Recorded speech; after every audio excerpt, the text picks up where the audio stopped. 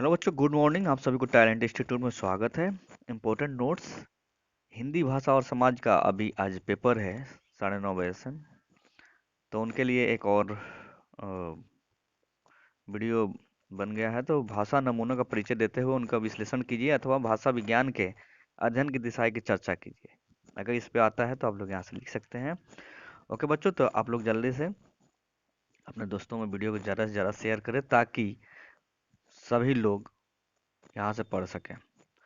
Okay, और channel को subscribe कर लें ताकि आगे तक आप लोगों को हेल्प मिलेगा इस चैनल से। ओके, कोई भी पढ़ाई के बारे में आप लोग को सब यहाँ से जानकारी मिलेगी। ओके, तो इसलिए बहुत इम्पोर्टेंट है कि आप लोग इस चैनल को सब्सक्राइब कर लें और आगे तक अपना हेल्प लेते रहें।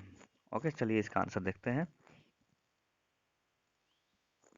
तो देखिए, ये रहा, भाषा नमूनों को परिचय देते हुए उनका विश्लेषण कीजिए अथवा भाषा विज्ञान के अध्ययन की दशाएं की चर्चा कीजिए। मनुष्य का प्रत्येक कार्य उद्देश्य होता है, बिना उद्देश्य के वह कोई कार्य नहीं करता। देखिए, मनुष्य का कोई ना कोई तो उद्देश्य होता है, तभी कोई कार्य करता है।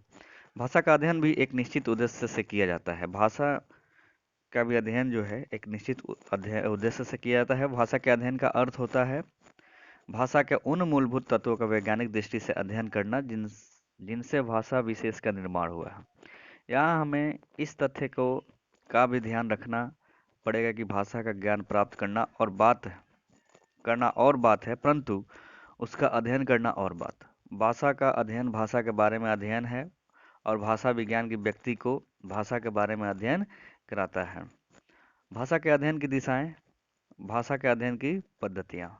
भाषा विज्ञान के अध्ययन की तुलनात्मक, वर्णनात्मक, संरचनात्मक, प्रायोगिक आदि अनेक दिशाएं उपलब्ध होती हैं, परंतु आधुनिक शोध के परिणाम स्वरूप कुछ नई दिशाओं का विकास हुआ है।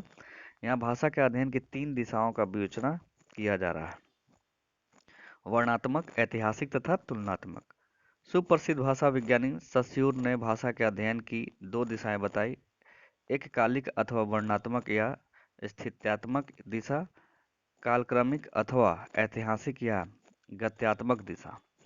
भाषा का वर्णनात्मक अथवा एककालिक अध्ययन। भाषा के एककालिक अध्ययन से हमारा अभिप्राय किसी निश्चित समय में भाषा का व्याकरणिक अध्ययन करना। इसमें किसी निश्चित समय में भाषा की संरचना पर प्रकाश डाला जाता है। इसे वर्णनात्मक अध्ययन दिशा या व्याकरणात्मक अध्ययन दिशा भी कहते हैं। उदाहरण के रूप में वीरगाथा काल, भक्ति काल, रीतिकाल, भारतेंदु युग, द्विवेदी युग की हिंदी भाषा का अध्ययन एककालिक अथवा वर्णनात्मक अध्ययन कहलाएगा। भाषा का ऐतिहासिक अथवा कालक्रमिक अध्ययन। देखिए क्या होता है, भाषा के ऐतिहासिक एवं कालक्रमिक अध्ययन में भाषा विशेष के विकास की खोज की जाती है। यह भाषा के अध्ययन की दूसरी महत्वपूर्ण दिशा मानी जाती है। इसे ऐतिहासिक, काल क्रमिक, गत्यात्मक, ऊर्ध्वाधर आदि नामों से भी जाना जाता है। इसके अंतर्गत किसी भाषा के प्राचीन काल से लेकर अर्वाचीन काल तक के विकास का अध्ययन किया जाता है। 19वीं सदी तक भाषाओं का ऐतिहासिक दृष्टि से अध्ययन होता रहा।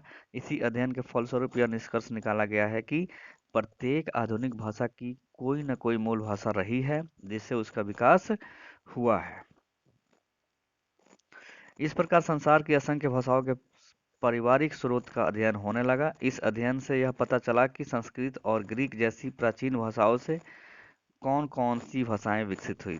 हिंदी भाषा का आधुनिक रूप तक पहुंचने के लिए जो वैदिक संस्कृत से लेकर आज तक की विकास प्रक्रिया का अध्ययन किया गया है, उस ऐतिहासिक अध्ययन या कालक्रमिक अध्ययन भी कहते हैं। ठीक है ना, उसे ऐतिहासिक अध्ययन या कालक्रमिक अध्ययन भी कहते हैं। ऐतिहासिक अध्ययन के परिणाम स्वरूप ही हम यह जान पाए कि भारतीय भाषा, यहाँ पे भारोपीय लिख दिया गया है, भारतीय भाषा परिवार संसार के अन्य भाषा परिवार में प्रमुख स्थान रखता है, लेकिन यहाँ जहाँ वर्णनात्मक अध्ययन पूरी तरह प्रमाणिक होता है, वही ऐतिहासिक अध्ययन प्रमाणिक नहीं होता है। वर्णनात्मक का होता है, प्रमाणिक होता है, पूर्ण वर्ण के साथ होता है। ऐतिहासिक में कोई प्रमाणिक नहीं होता है। तुलनात्मक अध्ययन, यह भाषा के वैज्ञानिक अध्ययन की तीसरी महत्वपूर्ण दिशा है। इस प्रकार के भाषा अध्ययन में 2 या 2 से अधिक भाषाओं जो एक ही भाषा पर परिवार से संबंध हो का तुलनात्मक विश्लेषण किया जाता है। यह तुलनात्मक अध्ययन भाषा के प्राचीन रूप का भी हो सकता है और वर्तमान रूपों का भी हो सकता है। ठीक है, जब पश्चात देशों का भारत के साथ संपर्क हुआ तो कुछ भाषा विज्ञानियों ने भारतीय भाषाओं का अध्ययन करना आरंभ किया। उसी से यह स्पष्ट हुआ कि कुछ पाश्चात्य भाषाओं में तथा भारतीय भाषाओं में गहरा संबंध है। यह सब भाषाओं के तुलनात्मक अध्ययन के कारण ही हो पाया। तुलनात्मक अध्ययन के फलस्वरूप ही कुछ पाश्चात्य और भारतीय भाषाओं का एक ही भाषा परिवार में रखा गया, जिसे भारोपीय भाषा परिवार कहा जाता है। उदाहरण के लिए हिंदी के संख्यावाची शब्द 1, 2, 3, 4, 5 आदि जर्मन तथा अंग्रेजी के संख्यावाची शब्दों से अत्यधिक मेल खाते हैं। तुलनात्मक अध्ययन के अंतर्गत वर्णनात्मक एवं ऐतिहासिक अध्ययन दोनों पद्धतियों का प्रयोग किया जाता है। इस प्रकार हम तुलनात्मक अध्ययन के दो प्रकार कर सकते हैं। तुलनात्मक वर्णनात्मक एक कालिक अध्ययन, जो कि हम लोग ऊपर जान गए हैं। तुलनात्मक ऐतिहासिक कालक्रमिक अध्ययन। तुलनात्मक अध्ययन दिशा के चार और भेद किए जा सकते हैं: प्रक्रियात्मक अध्ययन दिशा, प्रयोगात्मक अध्ययन दिशा और संरचनात्मक अध्ययन दिशा और बोली वैज्ञानिक अध्ययन दिशा। प्रक्रियात्मक अध्ययन में दो भिन्न भाषाओं के संरचनात्मक समानताओं और विषमताओं को रेखांकित किया जाता है। प्रयोगात्मक अध्ययन में किसी भाषा विशेष को बोलने वालों से प्रत्यक्ष संबंध स्थापित किया जाता है और वैज्ञानिक यंत्रों द्वारा उनके मुख से उत्पन्न ध्वनियों का अध्ययन किया जाता है।